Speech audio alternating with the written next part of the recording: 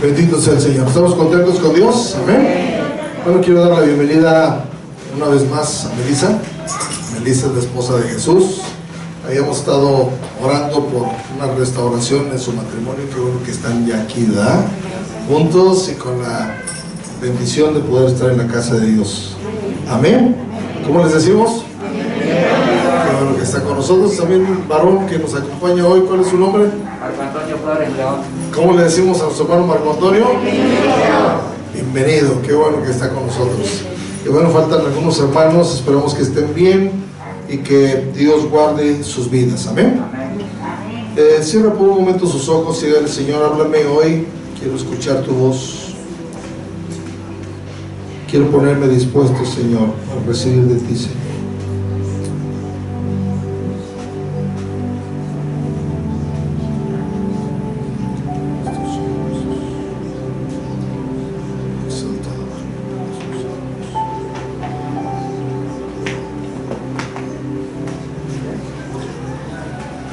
Padre, me pongo en tus manos para que de mi boca salga palabra de edificación. Quita toda distracción de nuestra mente, del medio ambiente. Que esta palabra haga un efecto en nuestras vidas, Señor, favorable.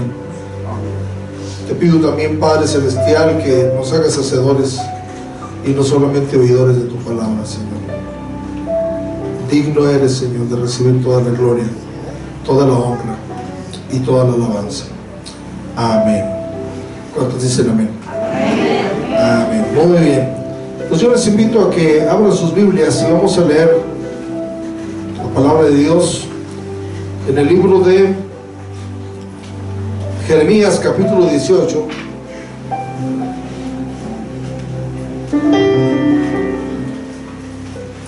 Jeremías, capítulo 18.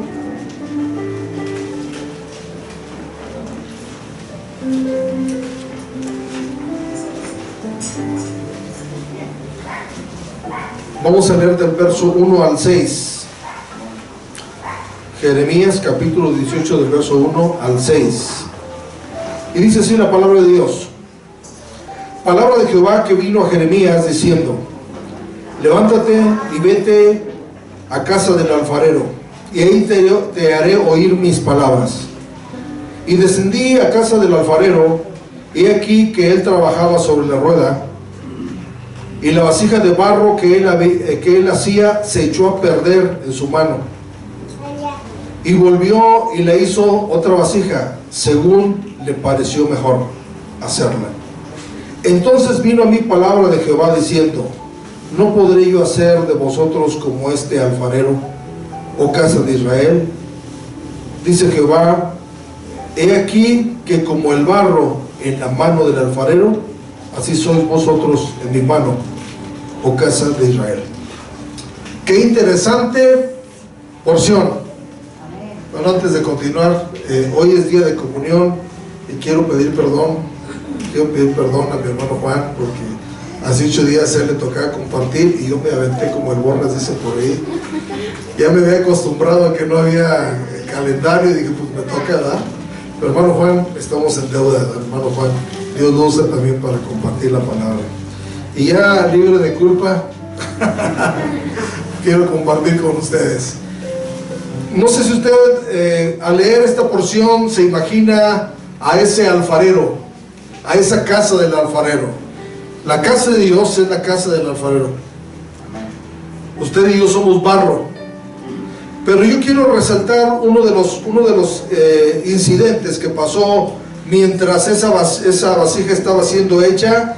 Dice que la vasija que él hacía se echó a perder en su mano. Se echó a perder en su mano. Y yo me puse a reflexionar: cuando viene uno a Cristo y está en sus manos, aún ahí se puede uno echar a perder. Pues aquí dice que sí, ¿verdad? Pero se echó a perder, pero no fue desechada. Nos dijo: bueno, esta vasija ya no sirve, échenla al montón, ¿verdad? O desháganla otra vez. No, dice la palabra de Dios aquí que entonces volvió y hizo la vasija según le pareció mejor. Es decir, que le hizo mejor después, ¿no? Y hoy quiero hablar acerca de segundas oportunidades. Dios es un Dios de segundas oportunidades. Me llamó mucho la atención al estar estudiando sobre el hijo pródigo, que la palabra pródigo quiere decir desaprovechador de oportunidades. Y a veces nosotros tenemos la oportunidad de estar en manos de Dios y que Dios nos use, que Dios nos haga, que Dios nos moldee a su imagen, y nosotros nos echamos a perder, ¿eh? Desaprovechamos esa oportunidad, pero Dios no desecha. Dice Lamentaciones capítulo 3, déjeme ver esa porción. Lamentaciones capítulo 3, verso 31.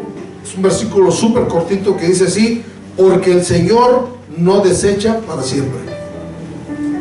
El Señor no desecha. ¿Cuántos dan gracias a Dios porque no somos desechables? Estamos en el tiempo de las cosas desechables, ¿verdad? Platos desechables, ropa desechable, casas desechables, trastes desechables, hasta personas desechables. ¿Cuántos saben que hay personas desechables? Porque cuando ya no le sirve a una persona, lo desecha. De los trabajos, de las amistades, hasta en el matrimonio, ¿ah? Hay varones que dicen a la mujer: tú ya no me sirves, va, que venga la otra, ¿ah? Qué terrible, ¿verdad? Que estamos en esa situación hoy, en este día, en estos días. Esa no es característica de Dios. Dios no tiene la característica de desechar a la gente. Dios siempre nos da una segunda oportunidad. Y no solamente una. Hay una porción de la Biblia que dice que 7 veces cae el justo y 7 veces lo levanta. Quiere decir que Él tiene misericordia de nosotros. La última parte de esta lectura que hicimos de Jeremías dice que dijo Jehová: he aquí que como el barro en la mano del alfarero, así sois vosotros en mi mano, oh casa de Israel. El Señor dice que usted y yo somos como el barro en las manos del alfarero, y que Él nos va moldeando a como nosotros queremos. ¿Sí dice así? No. ¿Cómo? Como a Él le parece mejor. Hay cosas que no entendemos, que Dios permite a veces en la vida, pero Dios nos está moldeando, y todas las cosas que nos suceden, todo obra para bien a los que amamos a Dios, aunque parezcan cosas malas, ¿sí? Y quiero comentarles acerca de por lo menos 5 casos en los que Dios, a través de nuestro Señor Jesucristo y a través de siervos, se dio una segunda oportunidad. Pero yo quiero que veamos un verso que está en Génesis capítulo 28, verso 15. Génesis 28, 15.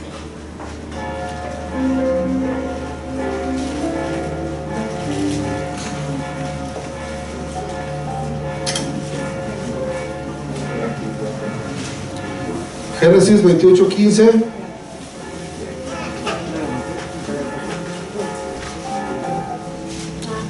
¿Se lo tienen? Dice: he aquí, yo estoy contigo, y te guardaré por donde quiera que fueres, y volveré a traerte a esta tierra, porque no te dejaré. ¿Qué dice el Señor? ¿Hasta qué? Hasta que haya hecho lo que te he dicho. Es decir, Dios es un Dios de planes. Dios no hace las cosas al aire, se va a ver qué va saliendo cada día. Desde antes de que usted naciera, Dios ya tenía un plan para usted y para su vida. Y dice aquí que no nos va a dejar ¿hasta qué? Hasta que haya hecho lo que nos ha dicho. ¿Sí? Es decir, usted y yo no vamos a partir de esta tierra hasta que Dios diga, ¿verdad? Si todavía tiene planes, pues usted le va a salvar la vida. Hay muchos sobrevivientes del COVID, oiga. ¿Por qué Dios permitió que unos sobrevivieran y otros los llamara a su presencia? Porque Dios tiene un plan. A los que llamó a su presencia, le decía yo, era una madre afligida porque su hijo se fue, un hijo temeroso de Dios. Le decía, dice la Biblia que de ellos no era digno de esta tierra. Entonces Dios lo llamó, ¿verdad? Se acabó el plan que Dios tenía para su vida. Pero si usted y yo estamos vivos, es porque Dios tiene un plan. Y dice: no te dejaré hasta que haya hecho lo que te he dicho. El primer varón que yo quiero hablar, que Dios le dio una segunda oportunidad, se llama Moisés. Moisés era un varón de la familia de Leví. Y dice la Biblia que Faraón mandó a matar a todos los niños, ¿verdad? Porque el pueblo de Israel iba creciendo. Dijo: se está haciendo fuerte, entonces después nos van a dominar. Entonces le ordenó a todas las parteras que si era niño, lo mataran, que si era niña, lo dejara vivir. ¿Sí? ¿Saben esa historia? ¿La han leído alguna vez? ¿Y cuántos saben que el diablo es el mismo diablo que quiere matar hoy los niños a través del aborto, por ejemplo? Es el mismo.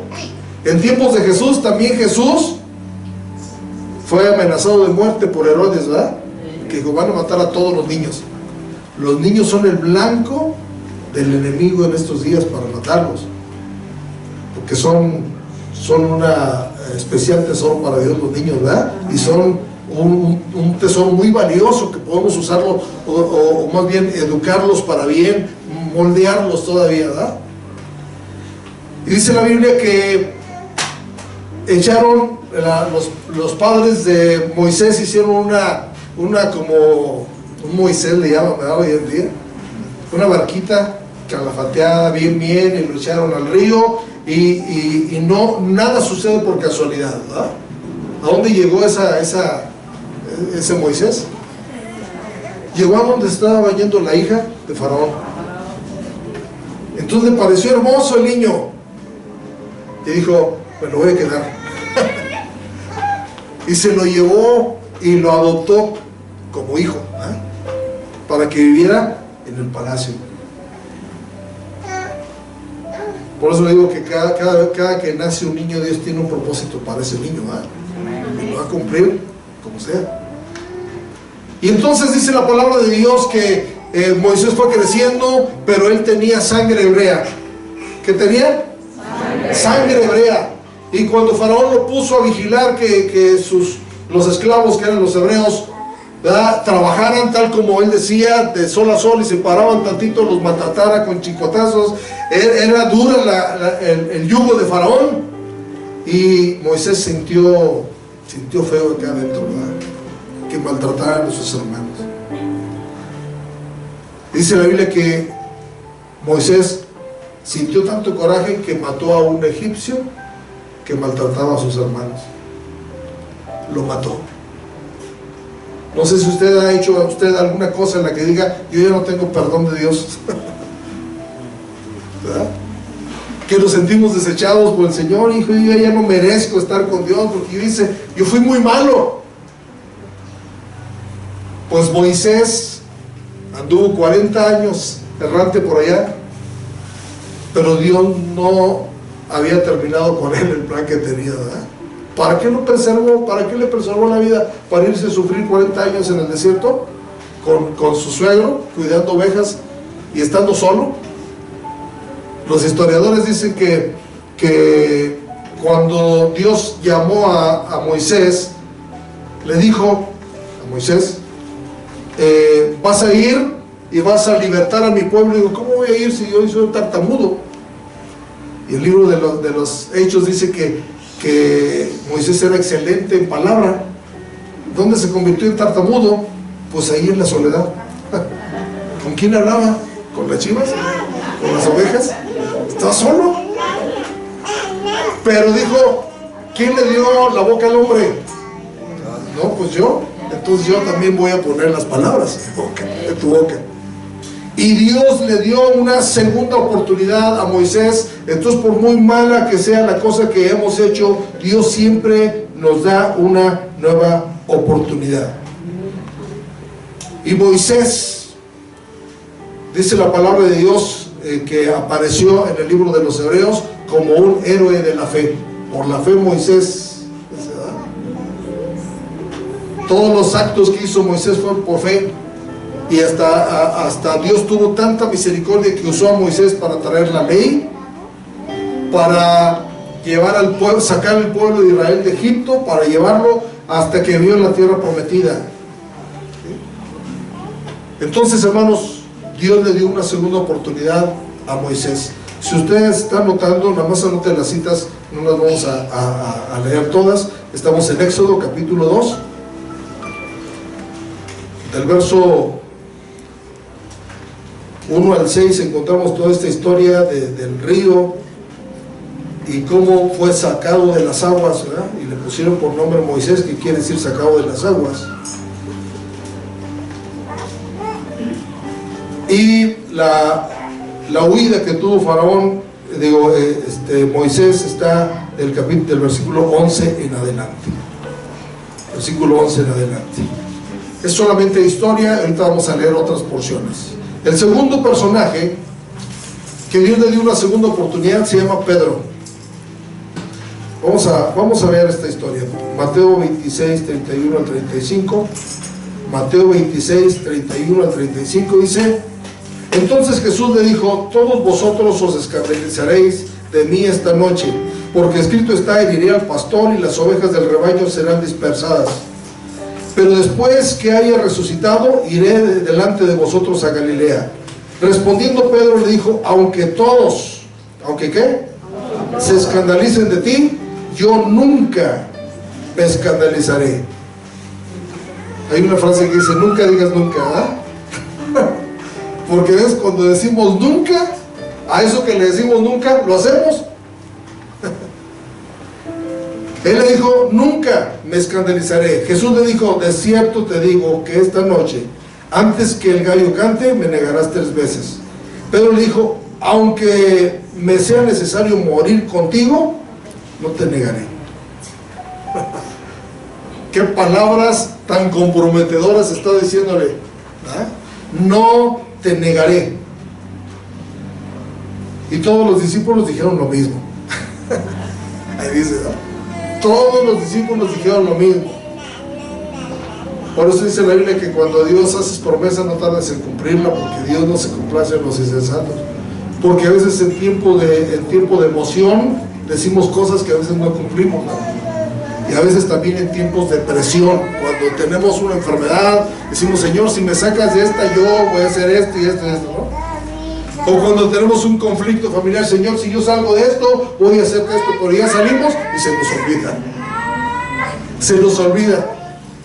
Y luego, en los versículos 73 al 75, de ahí de San Mateo 26, 73 al 75, dice: un poco después, acercándose los que por ahí estaban, dijeron a Pedro: verdaderamente también tú eres de ellos, porque aún tu manera de hablar te descubre. Entonces él comenzó ¿a qué? A maldecir y a jurar: no conozco al hombre. A negarlo, fíjense, a negarlo. A veces enfrente de la gente que no viene a la iglesia lo negamos: tú eres de los hermanos. No, yo nada más ahí voy, soy oyente, ¿verdad? Y empezamos a negarlo y a jurar: no conozco al hombre. Y enseguida cantó el gallo. Entonces Pedro se acordó de las palabras de Jesús, que Jesús le había dicho: antes que cante el gallo, me negarás 3 veces. Y saliendo fuera lloró amargamente. Lloró amargamente. ¿Qué se necesita para tener una segunda oportunidad? Arrepentirse, ¿verdad?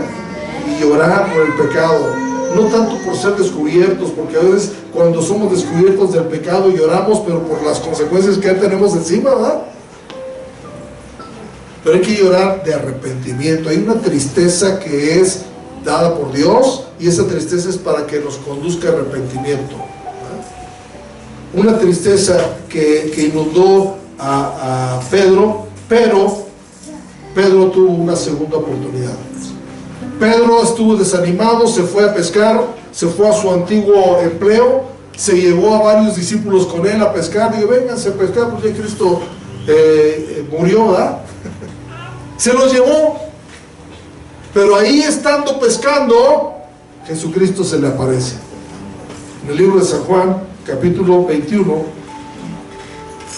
verso 17. San Juan 21, 17. Si ustedes leen todo el contexto, Le dijeron a Pedro, es Jesús. Entonces dice que se puso la ropa, ¿verdad? Porque andaba ahí de pesca. Y Jesús le invitó un pescado asado, ¿verdad? Dice que estaba Jesús asando un pescado.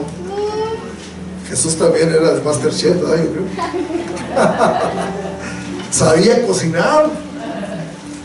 Les dio un pescadito rico, asado, una figura de el alimento sólido espiritual.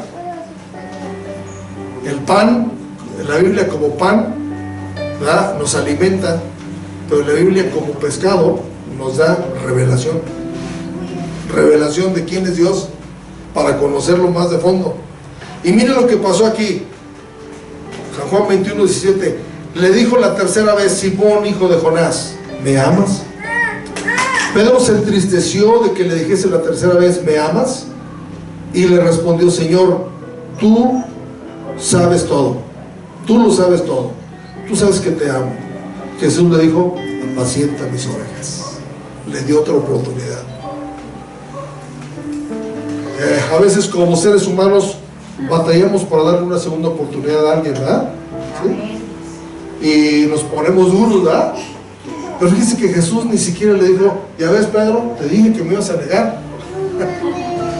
Ni le dijo: por eso andas ahí de pescador, porque no hiciste lo que yo te dije. No lo regañó, porque el Señor no desecha para siempre. Al contrario, le encomendó, o más bien le recordó la encomienda que ella le había dicho. Cuando Jesús llamó a Pedro, ¿qué le había dicho? Que iba a convertirlo en ¿qué? Te haré pescador de hombres. Te haré pescador de hombres. Entonces no se podía boicotear el plan, ¿verdad? No podía decirle: bueno, como ya me fallaste, ya, ahí quédate pescando otra vez, te vuelves a pescar peces, ¿verdad? No, le dijo: apacienta mis corderos, pastorea mis ovejas. Pero él tuvo que reconocer que lo que estábamos cantando ahorita, que lo principal es amar a Jesús, ¿verdad? Dice: ¿me amas? No, le preguntó: ¿me amas? ¿Verdad? ¿Me amas? Porque de acuerdo a como me ames, tú vas a aprovechar la oportunidad, ¿no? Me vas a demostrar que me amas cumpliendo el propósito para el cual te llamé. Yo te llamé para que te convirtieras en pescador de hombres. ¿Y se cumplió o no se cumplió? Sí se cumplió, a diferencia de Judas. Judas no lloró amargamente. Judas se sintió muy condenado por lo que había pasado, y en vez de pedir perdón y orar al Señor, se quitó la vida, ¿no? No aprovechó una segunda oportunidad. ¿Ustedes creen que Dios le hubiera dado una oportunidad a Judas? Seguramente, ¿verdad? Pero depende de la actitud de uno. Depende de cómo uno aproveche la oportunidad que Dios nos da. El tercer caso es el caso del hijo pródigo. Ustedes saben que el hijo pródigo era un hijo privilegiado, ¿verdad? Su papá era hacendado, rico. Tenía todo en casa, pero no aprovechó todo lo que tenía en casa. Y un día se le ocurrió decirle al papá: dame la herencia que me pertenece. Esas palabras son tan duras para un padre vivo, ¿verdad?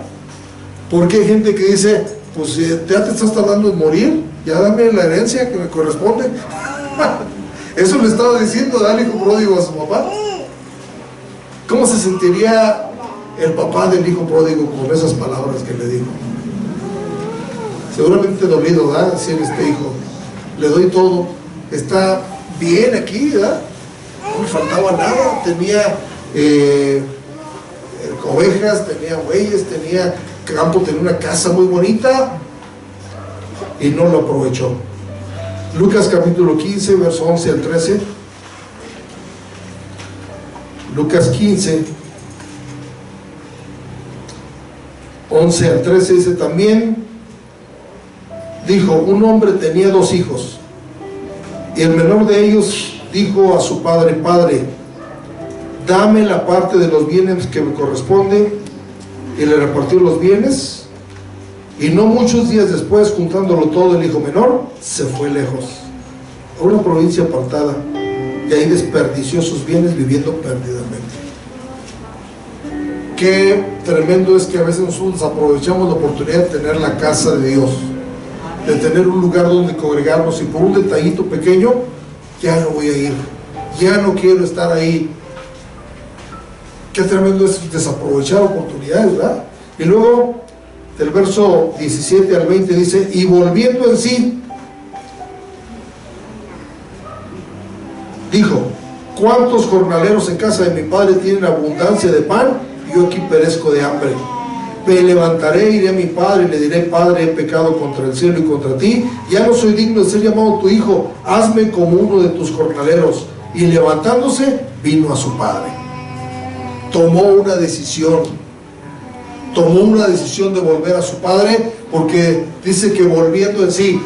¿Sabe que una persona que está cegada por el enemigo está como fuera de sí? Le pasó a Nabucodonosor, ¿verdad? Quedó fuera de sí, empezó a crecer el pelo y las uñas, y a vivir en el campo, a comer pasto y a vivir bajo el sereno, ¿verdad?, del cielo. Dice, hasta que volviendo en sí. Entonces la gente sin Cristo anda fuera de sí. Necesita volver en sí para poder volver a la casa, para volver a casa de su padre. Del verso 22, bueno, dice que cuando, desde el verso 20 dice: y cuando aún estaba lejos, lo vio su padre y fue movido a misericordia, y corrió y se echó sobre su cuello y le besó. Verso 22, pero el padre dijo a sus siervos: sacad el mejor vestido y vestidle, ponedle un anillo en su mano, calzados en su pie, y traed el becerro gordo y matadlo, y comamos y hagamos fiesta. Todo lo que el padre del hijo pródigo ordenó tenía que ver con identidad. Su vestido. ¿Por qué tenía que ver con identidad? Porque el hijo pródigo le dijo: ya no soy digno de ser llamado tu hijo, como diciendo, ya perdí mi identidad.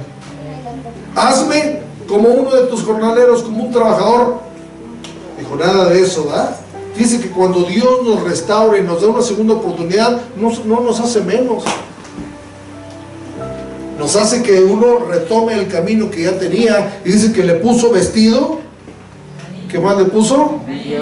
Anillo y calzado. Y le hizo fiesta matando un becerro. El vestido, el anillo y el calzado eran parte de la identidad, ¿sí? De la identidad que el hijo volvió a tomar. Fíjese que este hijo de este padre del hijo pródigo es figura de Dios. ¿Sabe por qué? Porque no le dijo: ¿sabes qué? No, tú ya te llevaste tu herencia, vete, a ver a dónde te vas, ¿sí? Ya no te quiero aquí.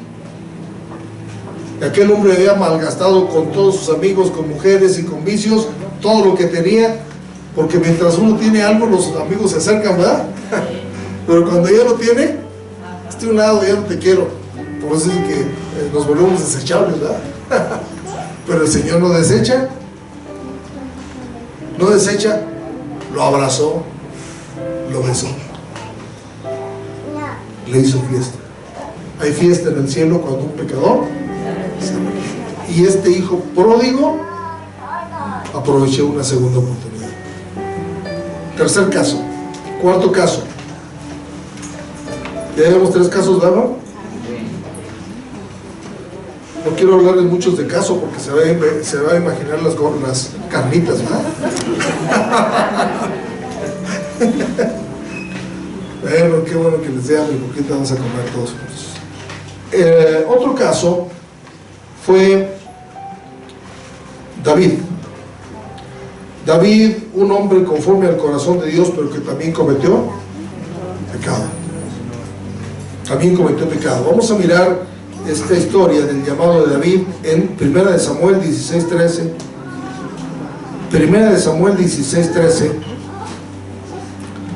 dice: y Samuel tomó el cuerno del aceite y lo ungió en medio de sus hermanos, y desde aquel día en adelante el espíritu de Jehová vino sobre David. Se levantó luego Samuel y se volvió a Ramá. Entonces David tenía ya un llamado, tenía una unción sobre su vida, ¿verdad? ¿Usted cree que Dios iba a renunciar a esa unción que ya le había dado al cometer el pecado? ¿Cómo cometió pecado David? Dice el 2 de Samuel 11:1. 2 de Samuel 11:1. Aconteció al año siguiente, en el tiempo que salen los reyes a la guerra. ¿En qué tiempo? En que salen los reyes a la guerra, que David envió a Joab y con él a sus siervos y a todo Israel, y destruyeron los amonitas y sitiaron a Rabá, pero David se quedó en Jerusalén. ¿Dónde debería estar David? ¿Y dónde se quedó? En su casa. Hay tiempos de guerra donde hay que juntarse. Usted viene aquí a la iglesia y es tiempo de buscar a Dios, pero si usted se queda en casa, puede propiciar que el enemigo lo tiente, ¿verdad? Puede propiciar que el enemigo le ponga la tentación como se la puso a David. Dice el capítulo 11, verso 2, y sucedió un día, al caer la tarde, que se levantó David de su lecho y se paseaba sobre el terrado de la casa real. Y vio desde el terrado una mujer que se estaba bañando, la cual era muy hermosa. Verso 3. Envió David a preguntar por aquella mujer, y le dijeron: aquella es Betsabé, hija de Eliam, mujer de Urías Heteo. Verso 4. Y envió David mensajeros, y la tomó, y vino él, y él durmió con ella. Luego ella se purificó de su inmundicia y se volvió a su casa. Cayó en adulterio, ¿no? Cayó en adulterio, un hombre conforme al corazón de Dios, con una unción que ya tenía de parte de Dios, ¿verdad? Y de todas maneras no estaba exento. No estaba exento de tentación, ¿verdad? De tentación. Pero fíjese cómo a veces uno propicia la tentación, ¿verdad? Se quedó en casa. Él tenía que andar en la guerra. Seguramente si hubiera andado en la guerra, no le pasa eso, ¿verdad? No le pasa eso. Y bueno, David fue confrontado por el profeta Natán, contándole una historia. Le dijo: David, te voy a contar una historia. Había un hombre que era muy rico y tenía muchas, pero muchas ovejas. Y había otro que era pobre y solamente tenía una corderita que convivía con ella y que lo amaba mucho y dormía en su regazo.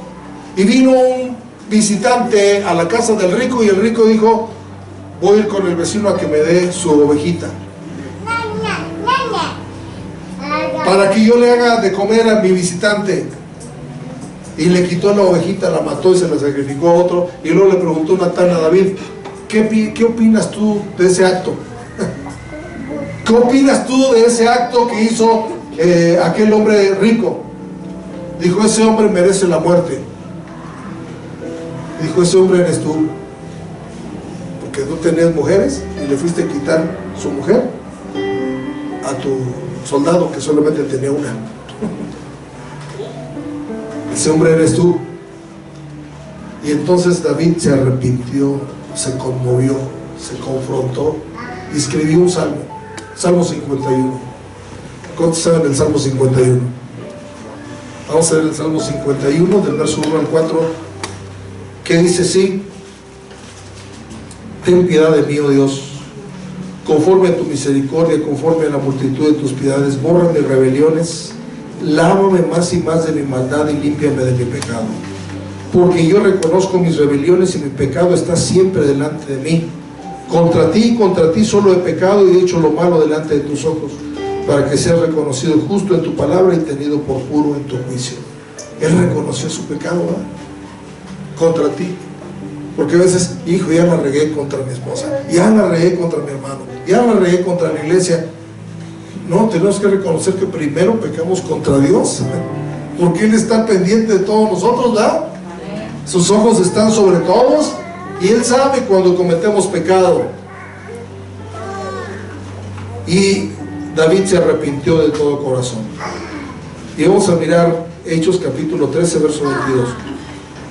Hechos capítulo 13, verso 22 dice: y quitado le levantó por rey a David, de quien dio también testimonio diciendo: he hallado a David, hijo de Isaí, varón conforme a mi corazón, quien hará todo lo que yo quiero.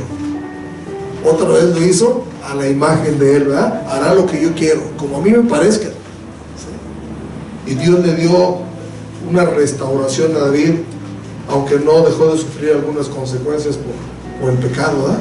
Pero también recibió una segunda oportunidad. Una segunda oportunidad. Y termino con Jonás. Jonás es otro hombre que recibió una segunda oportunidad. Jonás capítulo 1, verso 1 al 3.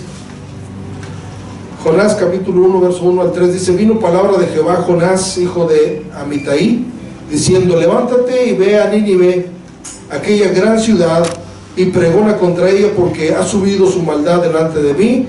Y Jonás se levantó para huir de la presencia de Jehová a Tarsis, y descendió a Jope, y halló una nave que partía a Tarsis, y pagando su pasaje, entró en ella para irse con ellos a Tarsis, lejos de la presencia de Jehová. ¿A quién se le ocurre huir de la presencia de Jehová? ¿Usted puede huir de la presencia de Jehová? No. ¿A dónde nos iremos? Dice el Salmo 139, léanlo por allá, en su casa. El Salmo 139 dice: ¿a dónde me iré de tu espíritu? ¿A dónde iré? Huiré de tu presencia. Si me voy a los montes, ahí estás. Si me voy debajo del mar, ahí estás. Si dijera me voy a esconder en lo oscurito, aún las tinieblas no te encubrirán. No nos podemos esconder. Dios está ahí mirándonos. Pero nosotros pagamos un boleto muy caro para tratar de huir de la presencia de Dios. Dice que él, comprando un boleto, sabe que las distancias, Dios lo había mandado. ¿A dónde lo había mandado? A Nínive. ¿Y a dónde se fue él? Dice la geografía que Tarsis estaba casi lo doble de lejos, es decir, quiso irse más lejos. Y obviamente le salió mucho más caro el boleto. Porque nos sale caro el boleto cuando desobedecemos. Y lo pagamos nosotros. Porque se pagan los errores, ¿verdad? Se pagan los errores. Ustedes saben toda la historia de Jonás, ¿verdad? Que Jonás tuvo que ser aventado al mar, tragado por un pez grande, vomitado por ese pez allá en la playa, ¿sí? Y de lo que andaba huyendo tuvo que cumplirlo al final, aunque con más dolor, porque según dicen que cuando salió del pez salió todo como rojo, ¿verdad? Cuando sale uno, cuando se expone a ácidos y todo eso, ¿verdad? Los ácidos del vientre del pez, ¿no? Imagínense cómo le calaba el calor del sol en la piel a Jonás.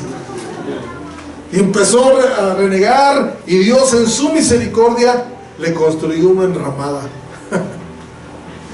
Dice que en una sola noche hizo que naciera la enramada, y se hizo la enramada. Pero Jonás se metió a la enramada, no sé si puso una hamaca o algo así, ¿verdad? Y se acostó, y ahí estaba, y ya no predicó. A veces las bendiciones de Dios nos hacen daño, ¿verdad? ¿Saben qué tuvo que hacer Dios? Mandar una oruga que en una noche también se comió toda la enramada. Toda la enramada. Y tuvo que ir a predicar. Porque el plan de Dios desde la eternidad era que Jonás fuera a predicar, y que Nínive se iba a arrepentir, se iba a convertir, ¿verdad?, de sus pecados. ¿Cumplió Dios el propósito? Sí lo cumplió. ¿Quién sufrió las consecuencias de hacerlo de una manera incómoda? El mismo Jonás. Pero Dios le dio una oportunidad. Capítulo 2, verso 2 al 4. Jonás 2, 2 al 4 dice: y dijo, invoqué mi angustia, y él me oyó. Desde el seno del Seol clamé, y mi voz oíste. Me echaste a lo profundo, en medio de los mares, y me rodeó la corriente. Todas tus ondas y tus olas pasaron sobre mí. Entonces dije, desechado soy de delante de tus ojos, mas aún veré tu santo templo. Él se sintió desechado, pero el Señor no desecha para siempre. No somos desechables. Dios tiene un plan, un propósito para cada uno de nosotros, y a veces, aunque cometamos pecado, Dios hace que nosotros nos arrepintamos, que uno aproveche una segunda oportunidad que Dios nos da. Capítulo 3 de Jonás, versos 4 y 5. Jonás capítulo 3, versos 4 y 5 dice: comenzó Jonás a entrar por la ciudad camino de un día y predicaba diciendo: de aquí a 40 días Nínive será destruida. Y los hombres de Nínive creyeron a Dios y proclamaron ayuno y se vistieron de cilicio desde el mayor hasta el menor de ellos. Mis amados, Dios cumplió el propósito para Jonás, pero él tuvo que aprovechar una segunda oportunidad. Las segundas oportunidades vienen entonces cuando uno comete pecado, cuando uno cae en sus propios deseos, ¿verdad? Cuando uno piensa que puede librarse de los ojos del Señor, o por estar en lugares incorrectos, ¿verdad? ¿Sí? Uno sufre todas las consecuencias. Pero quiero decirle que también la Santa Cena es una segunda oportunidad. ¿Por qué? Porque el Señor dice en el libro de Primera de Corintios capítulo 11,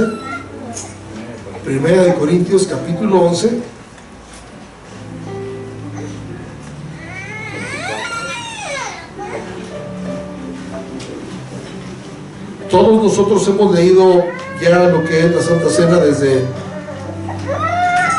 cada vez que la tomamos, pero hay un versículo en particular que yo quiero que usted tome hoy. Dice: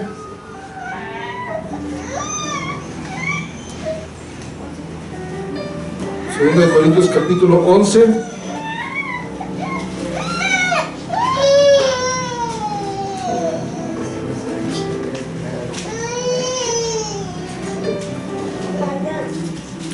perdón, es Primera de Corintios, creo que aquí.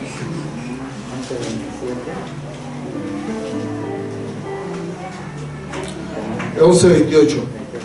Primera de Corintios, dije segunda primero. Primera de Corintios 11:28 dice: por tanto, pruébese cada uno a sí mismo, y coma así del pan y beba de la copa.